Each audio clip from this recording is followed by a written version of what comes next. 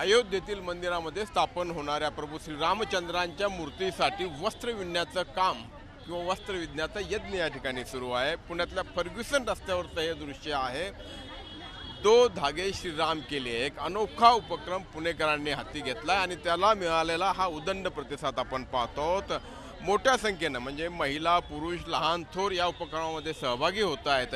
इथे येऊन काय करायचं तर इथे वस्त्र विणलं जातंय, रेशमी वस्त्र विणलं जातंय आणि त्यामध्ये आपल्या हातांनी त्यामध्ये सहभाग द्यायचा अशा पद्धतीचा हा उपक्रम आहे। आणि इथे जे काही वस्त्र तयार होईल ते वस्त्र मंदिरातल्या मूर्तींवरती चढवलं जाईल आणि हे भाग्य पुणेकरांना लाभलंय आणि त्याचा आनंद आणि उत्साह दोन्ही या ठिकाणी आपल्याला जाणवतोय। आता ठिकठिकाणवरनं म्हणजे आपण पाहतो की सगळ्या वयोगटातले लोक आलेत, लहान थोर सगळे आहेत। या काकू जाऊन आल्यात। काकू वस्त्र विणलंय प्रभू रामाच्या मूर्तीसाठी, काय भावना आहेत मला सांगा।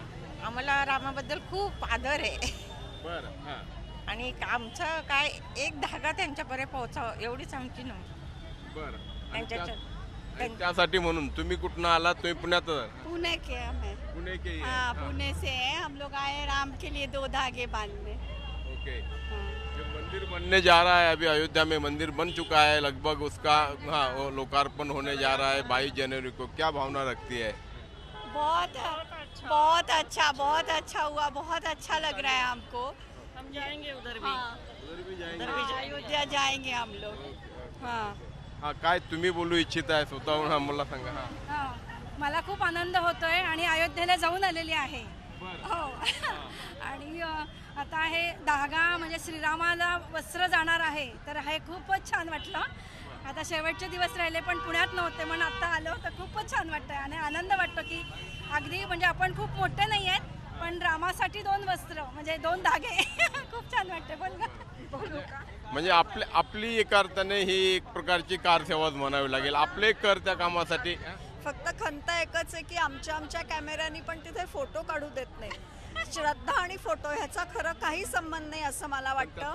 आमच्यासाठी महत्वाचं आहे ना हे। बरं, आमचे आम्ही काढणार, तुमची बोटं दुखणार नाहीत, तुमचं काही होणार नाही। कदाचित आयोजकांकडून असं सांगितलं जातंय की खूप मोठ्या प्रमाणावरती गर्दी झाली आणि मग फोटो काढण्यामध्ये वेळ जातो, त्यामुळे तुमच्या श्रद्धेचा मान ठेवत आणि आपण पाहतो की तुम्ही केवळ इथेच नाही तर रस्त्याच्या त्या बाजूला देखील म्हणजे फर्ग्युसन रस्त्याच्या त्या बाजूला देखील एक मांडव टाकला आहे आणि तिथे देखील हाच उपक्रम सुरू आहे। तिथे देखील अशाच पद्धतीची गर्दी आपल्याला पाहायला मिळते। एक प्रकारची चळवळ म्हणा किंवा एक प्रकारचं आंदोलन जे आहे राम जन्मभूमी या ठिकाणी मंदिर उभारणीचं होतं त्याच आंदोलनाचा हा भाग आपल्याला म्हणावा लागेल। आज राम मंदिर उभं राहत असताना त्या मूर्तीसाठी जे वस्त्र विणलं जातं आहे त्यामध्ये हातभार लावण्यासाठी योगदान देण्यासाठी पुणेकर असे उत्साहानं सामील झालेले आहेत। व्हिडिओ जर्नलिस्ट नितीन सांबूरसह अरुण मेहत्रे, झी मीडिया, पुणे।